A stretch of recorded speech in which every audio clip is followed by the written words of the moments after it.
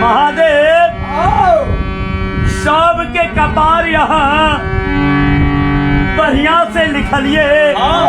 और दुखिया के कपार बाबा कौन कलम से लिख दिए, लेकिन पूरा जिंदगी भर दुखे काट रहे भक्त कह रहे हैं यो बाबा कौन कलम से लिखलो हमर कपार लागल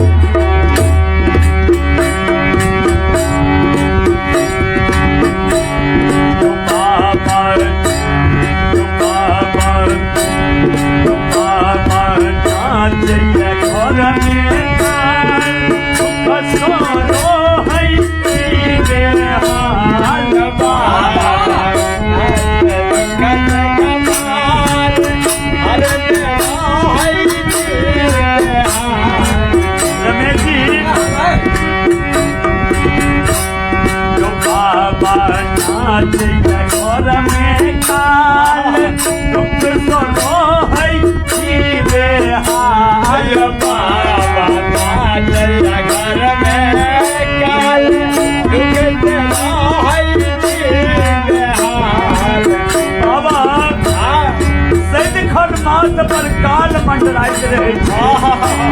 और अहाँ महादेव सबके कष्ट के हरे छिए, दुखियों के कष्ट के निवारण क्या दियो बाबा जरूर करबै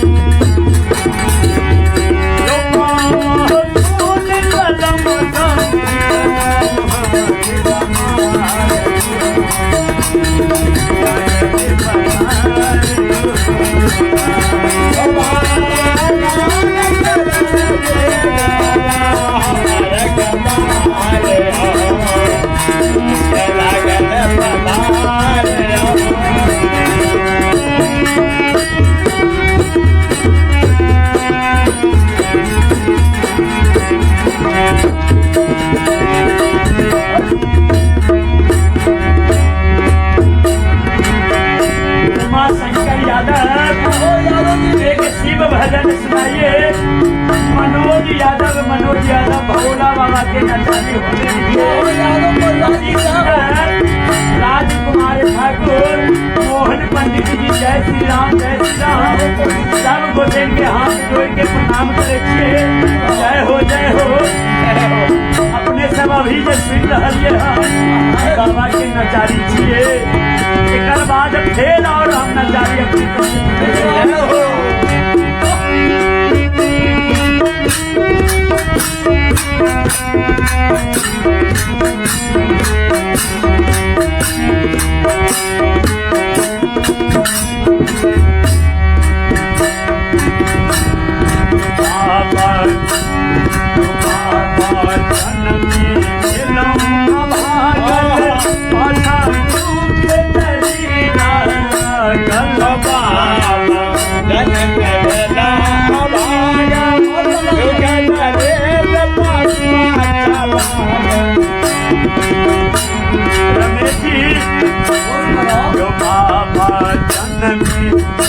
भागल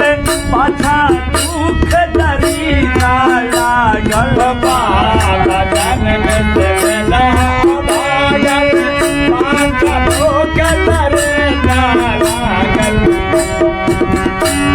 जो बाबा जन में भेलो अभागल पाछा दुख दरीना लागल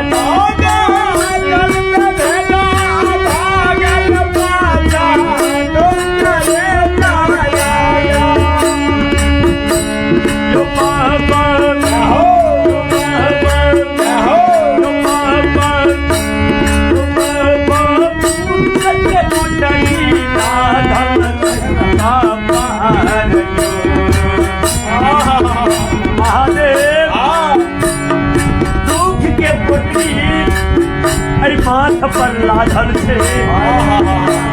पोटरी के बाबा आहा भागी छिए पोटरी के हल्लू किया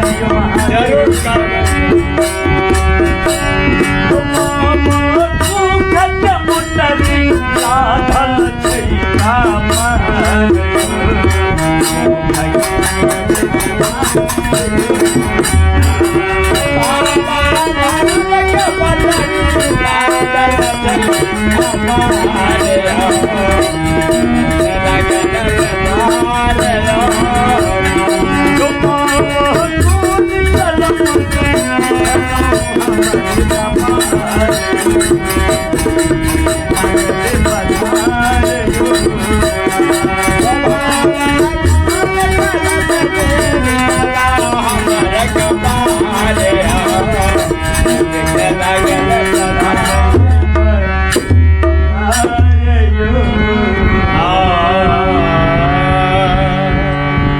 से बोलिए उमापति महादेव।